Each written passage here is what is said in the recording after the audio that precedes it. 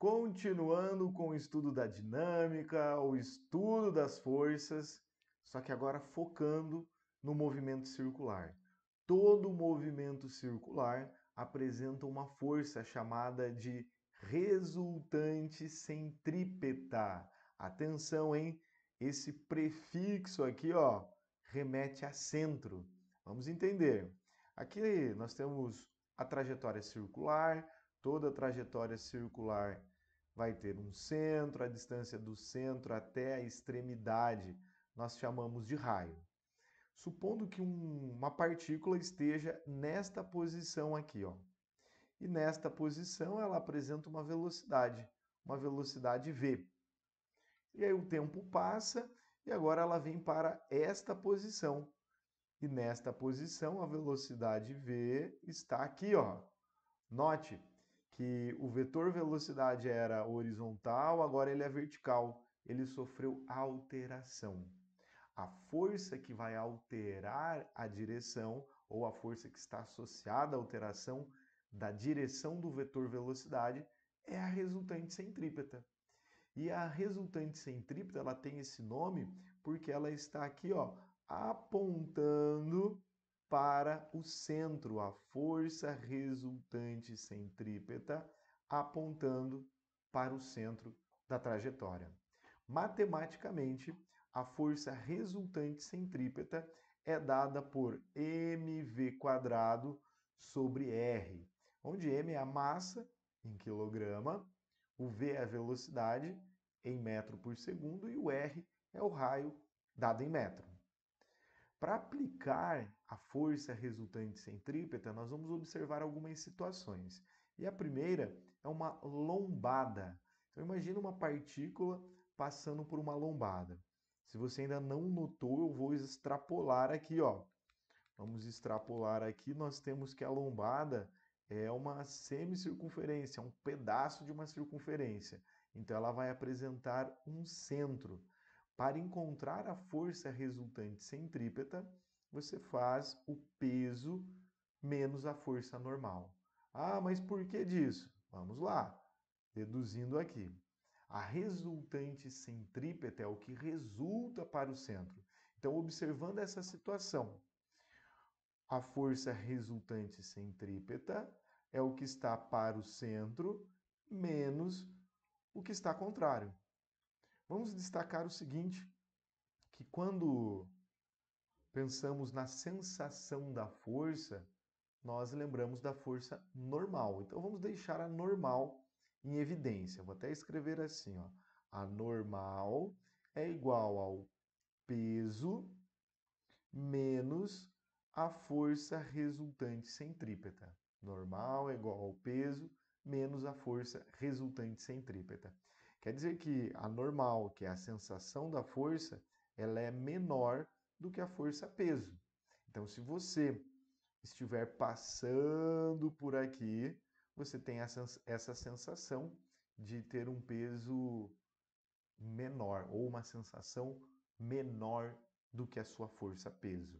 E a tendência, às vezes, até desgrudar aqui do banco, né? Quando você passa com o carro, passou numa lombada, a tendência é que você desgrude do banco e a explicação é essa. Normal igual ao peso menos a força resultante centrípeta.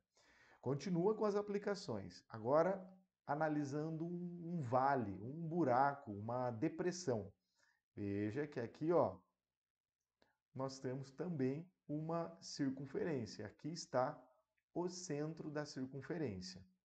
A força resultante centrípeta, nesse caso, é a normal menos o peso. Ah, mas por que é a normal menos o peso? Veja, força resultante centrípeta é igual ao que está para o centro menos o que está contrário. Se você quiser deixar a normal em evidência, normal é igual ao peso mais a força resultante centrípeta. Continuando com as aplicações. Agora o globo da morte, uma situação bem específica, né? Até uma atração circense, e o motociclista está girando aqui com a sua moto e ele precisa de uma velocidade mínima para completar a volta. Se ele estiver muito devagarzinho, ele não completa a volta. Então ele precisa de uma velocidade mínima. E a velocidade mínima para completar a volta é dada por raiz quadrada de r vezes o g. Como é que a gente chega nessa equação? Vamos pensar numa situação bem específica. Então o motociclista está aqui em cima. Aqui em cima, passar por esse ponto é a região de maior perigo, é ali que ele tem a tendência de cair, né? Então é justamente por isso que nós estamos analisando esse ponto. Então, quando ele passa por esse ponto, o peso está puxando ele para baixo. Anormal que a força da superfície puxando para baixo também. Note que as duas forças estão para baixo ou para o centro da trajetória circular. E o que é a força resultante centrípeta? São as forças para o centro. Nesse caso, as duas estão apontando aí para o centro, portanto, somamos as duas.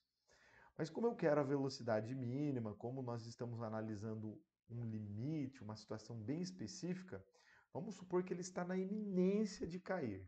Quando ele está na iminência de cair do globo da morte, ele já começa a desgrudar os pneus da moto da superfície.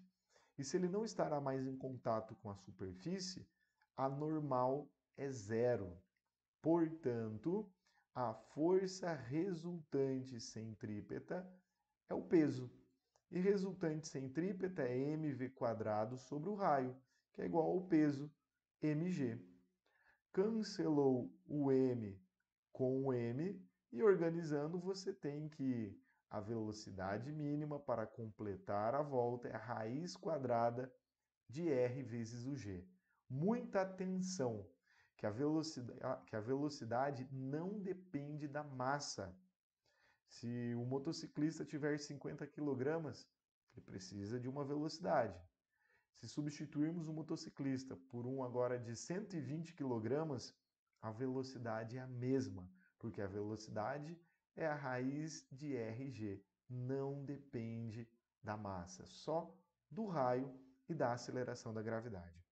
Continuando, nós temos as curvas planas. Então, o cara ele vai realizar uma curva com o seu veículo e ele tem que entrar com uma velocidade máxima, porque se ele estiver acima dessa velocidade, de repente ele escapa da curva. A velocidade é igual a raiz quadrada de RG vezes o μ, onde o μ é o coeficiente de atrito. Ah, professor, mas vai depender do atrito? Sim.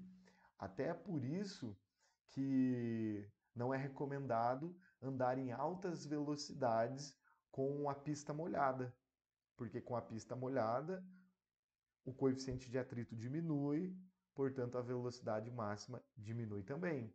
Ou então, é até contra a legislação, né, andar com o pneu careca.